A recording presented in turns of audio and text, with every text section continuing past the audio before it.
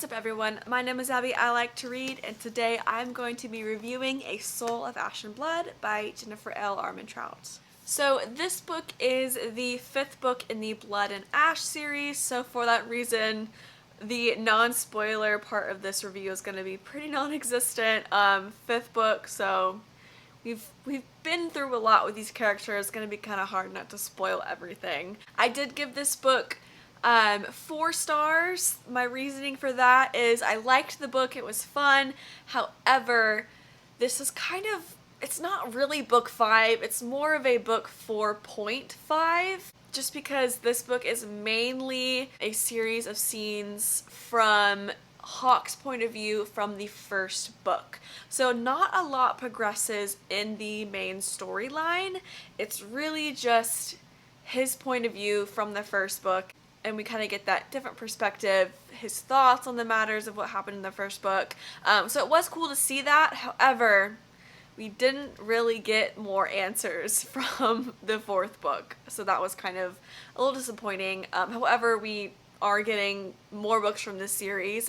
There is, I think, a companion or like one of those special books where it has like fun facts and info from the world, one of those kinds of books. And then the next book, the 6th book, will be out. I think it's probably next year, maybe, I think. So that is exciting. So that's really all I can say without spoiling everything. So if you have not read this book, definitely start with the first book from Blood and Ash, and then make it all the way to this book, and then come back and watch this video after you've read those. Okay, so now that everyone that hasn't read the series is gone, I can now say the name Castile instead of Hawke, because that is a big spoiler. I'm sorry if you stayed on the video and are now spoiled, but you should have left. So this book is Castile's point of view for the first book from Blood and Ash, and we figure out that we are seeing these memories because Poppy has fallen asleep because she is finishing her culling into a primal, and her body is like doing its thing, I guess. I didn't really explain it that well of why they do this. And then it was also mentioned that Poppy may forget things when she wakes up. So the whole reason why Castile is going through these memories and talking them to her is so that she will remember him when she wakes up from her slumber.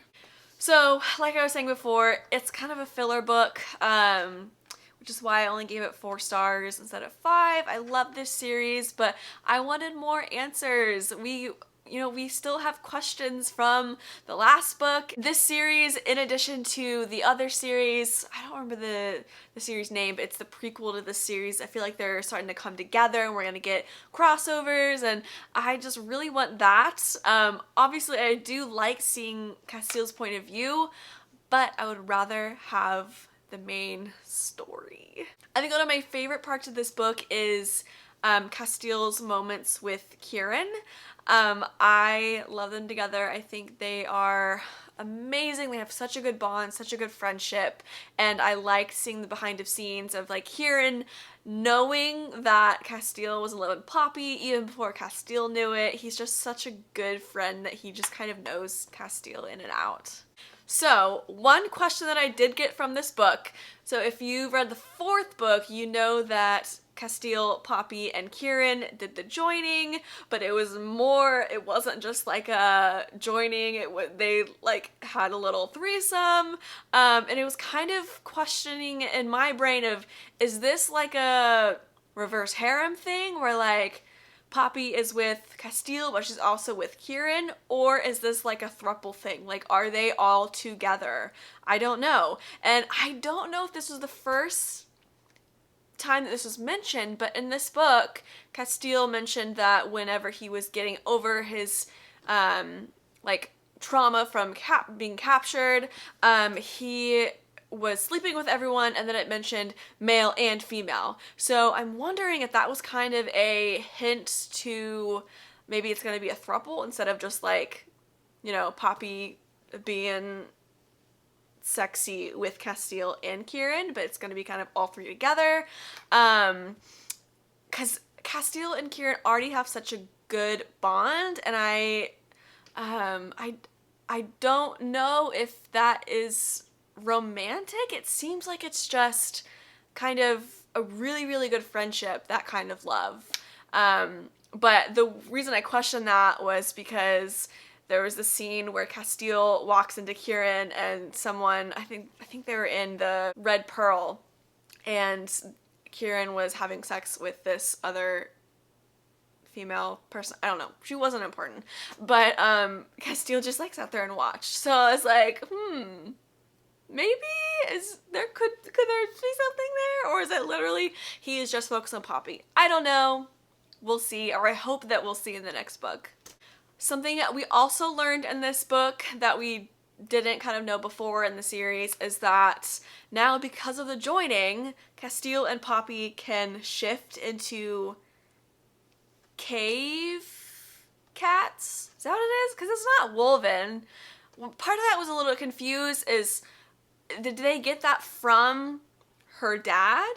Because Castile mentioned, or Kieran mentioned, that he looks like Poppy's dad. So did they get it from that? Because part of my brain was like, oh, they're able to shift because Kieran can shift and he's in the joining, so Poppy took that and then gave it to Castile as well. But now that I think about it, I think it's more that it has to do with Poppy's dad. So we'll see. Also, we didn't get to see a lot of him. They rescued him and then he just like left with Reaver, which I also wanted more Reaver. I love Reaver. But yeah, they just kind of left, and I guess we'll have to see what happens with them in the next book. Another thing is Castile mentioned several times that there was something that he needed to mention to Poppy about Shea, but he didn't want to do it until she woke up. So he mentioned it while she was sleeping, we heard it, and then he's like, but I want to wait until you wake up. So we're like, what? No! Tell us now! I want to know now! But of course we're gonna have to wait until the next book. So I don't know what it could be. We'll see. It was kind of left with the question of, did she get her memories back, or did she remember, or is she going to forget everything? Because she was starting to wake up at the end. However, we don't know actually if Poppy remembers everyone. I think she does remember. I think that would be a weird plot line to go down when there's so much more happening in this book. We don't need her to forget. That's just gonna put a whole dent in everything. And I would kind of be really disappointed if she did forget. I mean, that was the whole purpose of this book. That was why Castile was talking through his memories, was so she wouldn't forget. Maybe she won't remember everything, but she's got to remember Castile, because that would be silly if she didn't. So I'm really excited to read the next book. I liked this book. I mean, I read it. It's a big book. It's like probably more than 600 pages, and I read it pretty quickly. But I do really want to see more of the continuation of the main storyline. And I also want Nykdos, I can never pronounce his name, Nykdos and Sarah, don't know how to pronounce it. I want to see them because I love them. I honestly love that prequel series more than I like this one. So I'm excited for those to cross paths. And yeah, that is it for my review of A Soul of Ash and Blood. If you like this video, give it a thumbs up. Comment down below, did you like this book? What'd you think about it? Do you agree with my opinions that it was just kind of a filler book? Subscribe if you want to see more content, and I will see you guys in my next video. Bye, guys. That would just be so silly. I hope this was actually recording.